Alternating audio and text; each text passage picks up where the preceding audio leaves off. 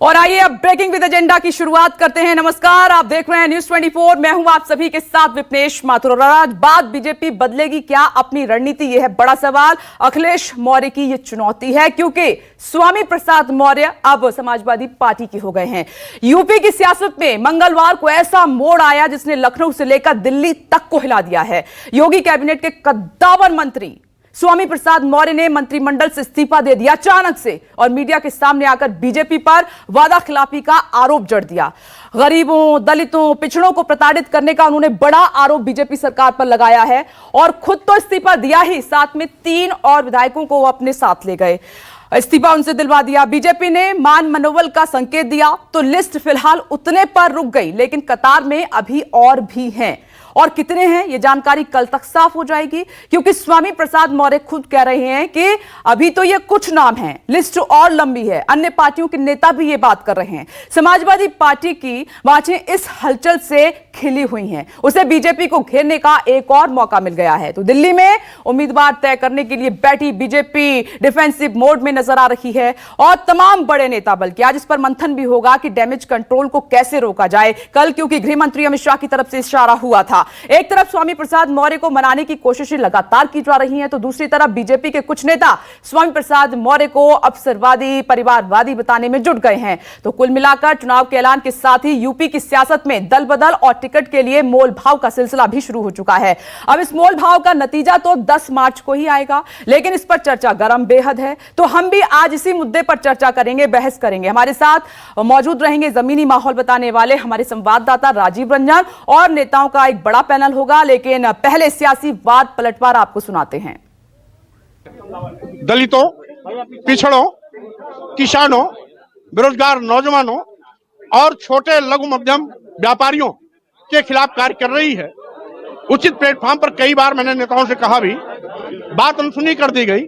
नतीजा है उचित अवसर पर मैंने मंत्रिमंडल से आज इस्तीफा देने का निर्णय लिया। उन्होंने कही और साथ साथ इनके साथ भी 13 एमएलए और कुछ साथी वो इस पर ज्वाइन होने वाले हैं। तो ये वही सपा है जिसने पूरे उत्तर प्रदेश को गुंडा राज में परिवर्तित कर दिया, दंगा राज में परिवर्तित कर दिया। अब देश के प्रधानमंत्री जी के बोटी बोटी करने वाले इमरान मसूद, जो कांग्रेस के नेता के रूप में अभी तक जाने जाते थे, समाजवादी पार्टी का हिस्सा बने हैं। अखिलेश यादव जी ने अपनी पार्टी में उनको स्थान देने का काम किया है। इससे इनकी मंशा साफ होती है कि यह सारे के सारे लोग सारी मर्यादा को भूल करके गुंडे, अपराधी, माफिया, दंगाई, जो भी इस प्रकार के लोग हैं, वो समाजवादी पार्टी की शरण में जा रहे हैं।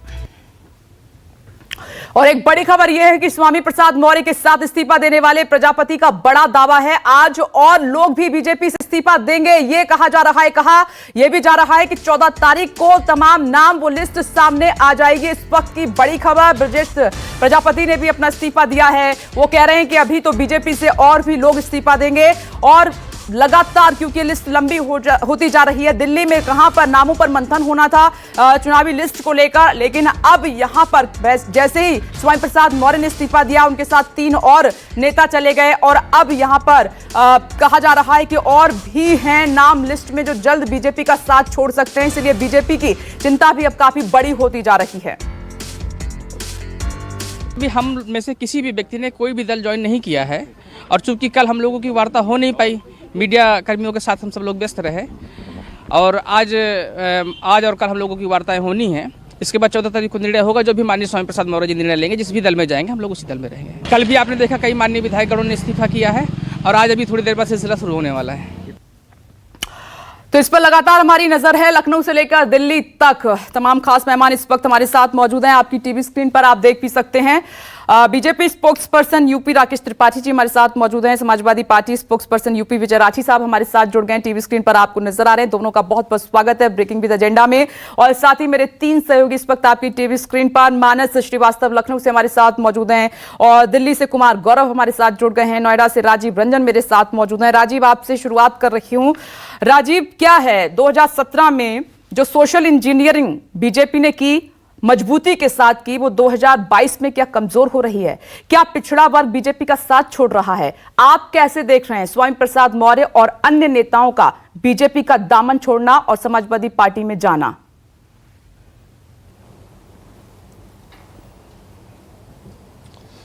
देखिए 2014 के जब लोकसभा के चुनाव हुए थे और प्रधानमंत्री नरेंद्र मोदी को प्रधानमंत्री पद का उम्मीदवार बीजेपी ने घोषित किया था, उसके बाद राष्ट्रीय महासचिव के तौर पर अमित शाह ने जब कमान संभाली थी और यूपी का इंचार्ज उनको बनाया गया था, तो प्रधानमंत्री मोदी की लोकप्रियता, उनका जादू एक तरफ, जमीनी स्तर पर जातिगत समीकरण को कैसे साधा जाए, इसके लिए अमित शाह ने एक बहुत, इसी वजह से उन्हें चाणक्य भी कहा गया, और एक बहुत सोची समझी रणनीति के तहत गैर यादव जितने भी बड़े चेहरे थे, गैर यादव जितने भी बड़े चेहरे उत्तर प्रदेश में पिछड़ों के थे, उनको उन्होंने अपनी पार्टी में या तो शामिल कराया या तो गठबंधन किया।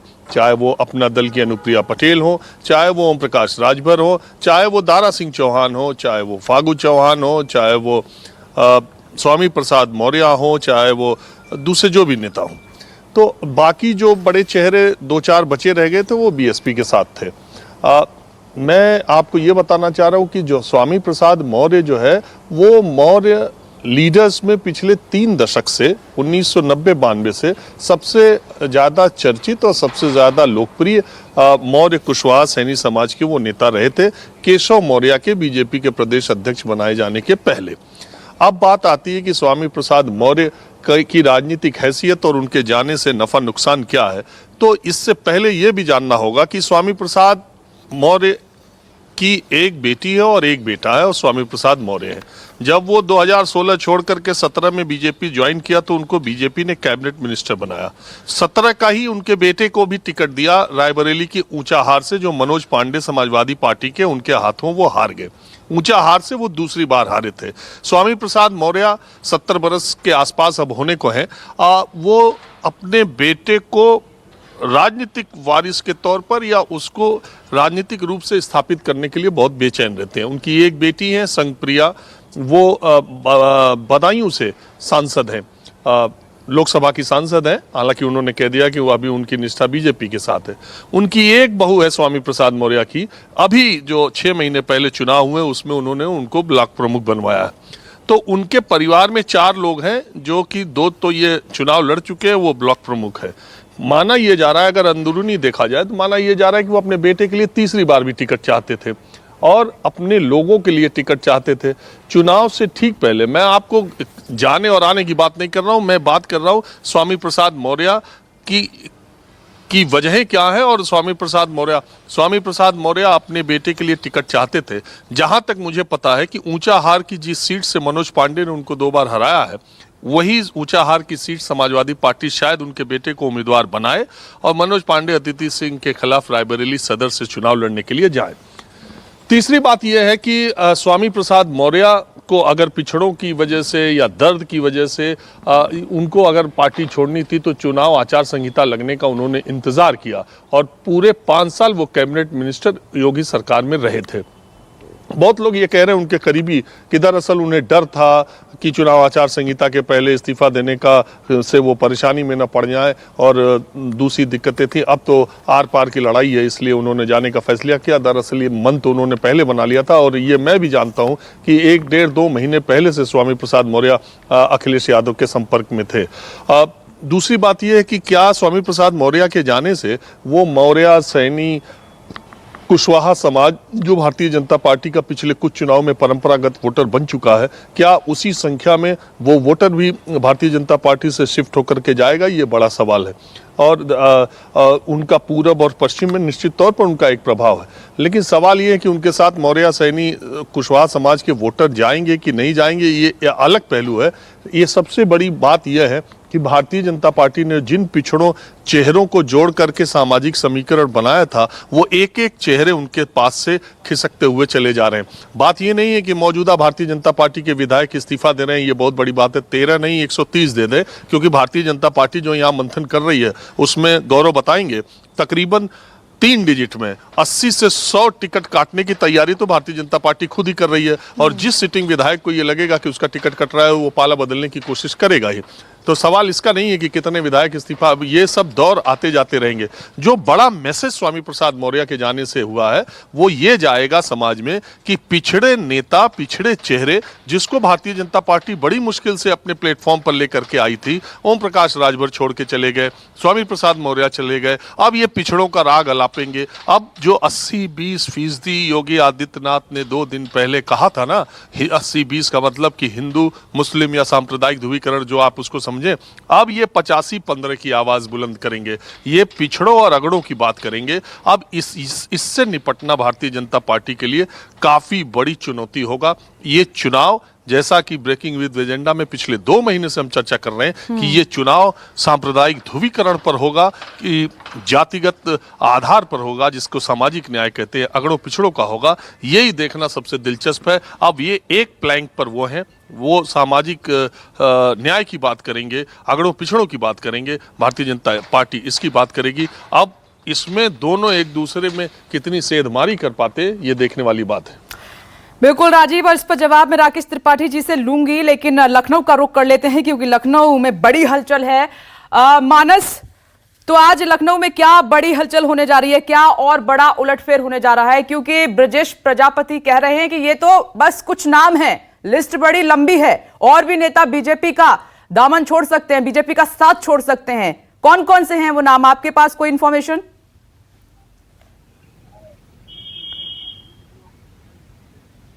देखिए, नाम तो कई लोगों के थे, लेकिन इत्तेफाक से लगातार खंडन पे खंडन आ रहा है और धर्म सिंह सैनी समेत तमाम जो बड़े जिन नेताओं के नाम लिए जा रहे थे, उन्होंने बाकायदा अपना वीडियो जारी करके मीडिया में इस बात की सफाई दी कि वो अभी फिलहाल कहीं जाने वाले नहीं हैं। लेकिन कयास अभी भी लगाए जा रहे हैं कि करीब 12 ऐसे विधायक हैं जो भारतीय जनता पार्टी का साथ छोड़ सकते हैं और 14 या 15 तारीख में ये एक साथ इस्तीफा दे सकते हैं। क्योंकि स्वामी प्रसाद मौर्य के जब जाने की चर्चा आज से करीब 1-1.25 महीने से चल रही थी, उस वक्त भी ये बात हो रही थी कि करीब 1 दर्जन ऐसे विधायक हैं भारतीय जनता पार्टी के जो साथ छोड़ सकते हैं। देखिए, यहाँ पर एक बात ये भी समझने वाली है कि जिस वक्त लखनऊ में चुनाव समिति की बैठक चल रही थी, उस वक्त ये चर्चा चल रही थी कि कई विधायकों के जो सिटिंग एमएलए हैं उनके टिकट काटे जाएंगे। तो बहुत सारे ऐसे विधायक थे जिनको इस बात की आशंका थी कि उनका टिकट कट सकता है, तो वो इस बात की पूरी तैयारी में थे कि वो किसी दूसरे दल का दामन थाम ले, किसी दूसरे दल के साथ चले जाएं।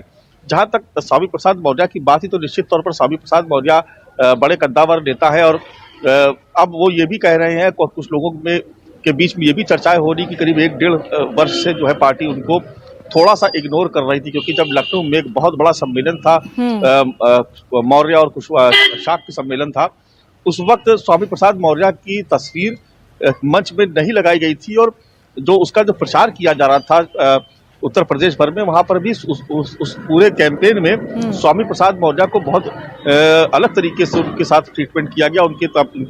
उनको उतना सम्मान मिला, ना ही उनकी होल्डिंग्स और उनकी तस्वीरें लगाई गई मंच पर। तो ये एक बात अब उठ रही है कि एक नाराजगी की वजह यही थी और उस वक्त से ये नाराजगी शुरू हो गई थी। लेकिन उसके बाद भी तमाम बार जब हम लोगों से बात हुई तो कई इंटरव्यूज में उन्होंने योगी सरकार और मोदी सरकार की बहुत तारीफ की और हमेशा उनकी शान में कसीदे पढ़ते रहे। लेकिन अब जब चुनाव का वक्त करीब आ गया है तो उनकी चर्चाएं एक बार फिर से तेज हुई थी कि वो अखिलेश यादव के संपर्क में है, और ये बात भारतीय जनता पार्टी के लोग भी बखूबी जानते थे। क्योंकि जब ये इस तरह की खबरें जब मीडिया में लगातार आ रही थी तो ऐसा नहीं था कि बीजेपी के जो बड़े नेता है वो इस पूरे घटनाक्रम से वाकिफ नहीं थे। लेकिन उसके बाद भी उनको मनाने की कोई कोशिश नहीं की गई। जब उन्होंने इस्तीफा दे दिया और जब वो अखिलेश के साथ उनकी जब तस्वीर आई, उसके बाद बीजेपी के खेमे में खलबली मची और उसके बाद उनकी मान मनोबल का दौर शुरू हुआ।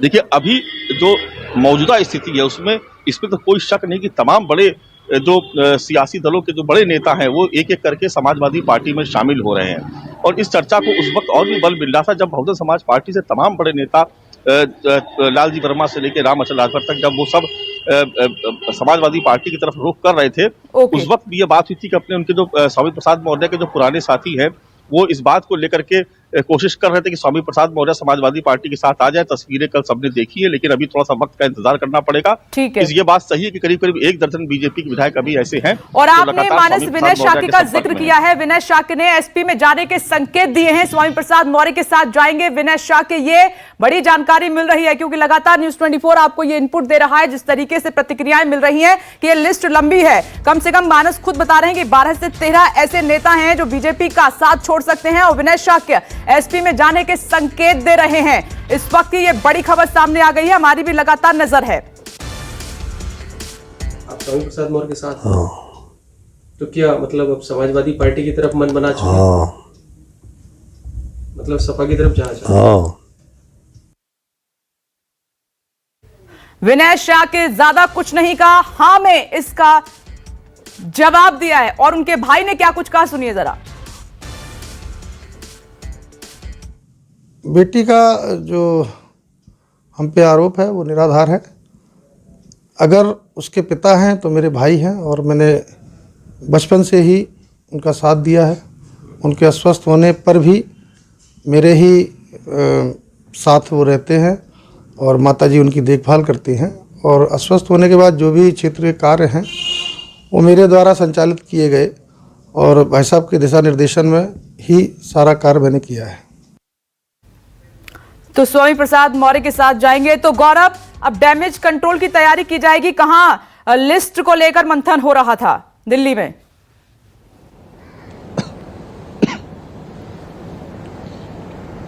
देखिए बिल्कुल विपनेश, एक झटका तो है, इसमें कोई दो राय नहीं है। कल उत्तर प्रदेश के तमाम बड़े नेता अमित शाह के साथ बैठकर इसी बीजेपी दफ्तर में जब चर्चा कर रहे थे उम्मीदवारों के नाम पे, उस वक्त स्वामी प्रसाद मौर्य के इस्तीफे की खबर आई। उसके बाद बीजेपी एक्टिवेट हुई, अमित शाह एक्टिवेट हुए और पूरा जिम्मा उनको संभालने का, उनको समझाने का, उनसे बातचीत करने का पूरा जिम्मा केशव प्रसाद मौर्य को दिया गया। और साथ ही बाकी जो विधायक हैं उनको समझाने का जिम्मा प्रदेश अध्यक्ष स्वतंत्र देव सिंह और संगठन मंत्री सुनील बंसल को दिया गया है। हालांकि बातचीत चल रही है, बीजेपी की तरफ से इंडिकेशन यही है कि मनाने की कोशिशें जारी है। लेकिन जाहिर सी बात है, देखिए जब आप सत्ता में होते हैं और दूसरी बार चुनाव लड़ रहे होते हैं तो ये बीजेपी का फॉर्मूला है, 35 से 40% सीटें वो काटते हैं। ऐसे में लोग नाराज होंगे, इसमें कोई दो राय नहीं है। इसका अंदाजा बीजेपी को था, लेकिन स्वामी प्रसाद मौर्य इस तरह से नाराज होंगे इसका अंदाजा बीजेपी को शायद नहीं था।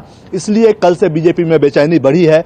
आपको याद होगा, चूंकि स्वामी प्रसाद मौर्य गैर ओबीसी वोटर्स जो में कम से कम 5% ऐसे वोट हैं उत्तर प्रदेश में जिसपे उनकी अच्छी खासी पकड़ मानी जाती है, और उसका लाभ अमित शाह ने ही उनको पार्टी में शामिल करवाया था। 2017 में भी बीजेपी को मिला और 2019 में बदायूं की समाजवादी पार्टी की यानी मुलायम सिंह यादव परिवार की पारंपरिक सीट से उन्होंने अपनी बेटी संघमित्रा मौर्य को जिताकर सांसद बनवाया। तो स्वामी प्रसाद मौर्य कद्दावर नेता है, इसमें कोई दो राय नहीं है। बीजेपी की नजर में भी वो कद्दावर नेता है। इसलिए आपने ये गौर किया होगा कि केंद्रीय स्तर पे किसी भी बीजेपी नेता ने या टॉप बीजेपी लीडर्स जो भी राज्यों में भी हैं, उन्होंने स्वामी प्रसाद मौर्य के बारे में अभी कुछ भी अनाप शनाप बयान नहीं दिया है। एक ट्वीट जरूर केशव मौर्य की तरफ से कल किया गया है कि मिल बैठकर बातचीत करेंगे। वो ये इंडिकेशन है कि बातचीत करने की कोशिश की जा रही है उनसे, और बीजेपी चाहेगी कि उनको मनाकर अपने पाले में रखे। चूंकि ओबीसी पिछले 2017 की बात करें तो ओबीसी पे बड़ा फोकस होता है बीजेपी का, और 125 उम्मीदवारों को पिछली बार बीजेपी ने ओबीसी कोटे से उतारा था उत्तर प्रदेश के चुनाव के मैदान में। और इन वक्त में स्वामी प्रसाद मौर्य का जाना, उनके साथ कुछ और विधायकों का जाना बीजेपी को भारी पड़ सकता है। बीजेपी इस गंभीरता को जानती है और कल इस पर मंथन हुआ है। आज भी अब से कुछ देर बाद अमित शाह बीजेपी कार्यालय पहुंचेंगे, योगी आदित्यनाथ पहुंच चुके हैं, केशव मौर्य भी पहुंचने वाले हैं। तो वहां चर्चा होगी और कोशिश होगी कि मनाया जाए इनको। एक और महत्वपूर्ण बात यह भी हो सकता है कि आज या कल में जो विधायक नाराज हैं उनको दिल्ली भी बुलाया जा सकता है, ताकि उनसे बैठकर कुमार गौरव आप नजर बनाए रखिएगा, सुलझाया जा सके। क्योंकि ठीक है, आप नजर बनाए रखिएगा। नमस्कार, मैं हूं मानक गुप्ता। अगर आपको हमारा ये वीडियो पसंद आया हो तो इसे लाइक और शेयर जरूर करें, और हां, हमें सब्सक्राइब और फॉलो करना ना भूलें ताकि आप देश और दुनिया की कोई खबर मिस ना करें। तो जुड़े रहिए हमारे साथ और देखते रहिए News 24।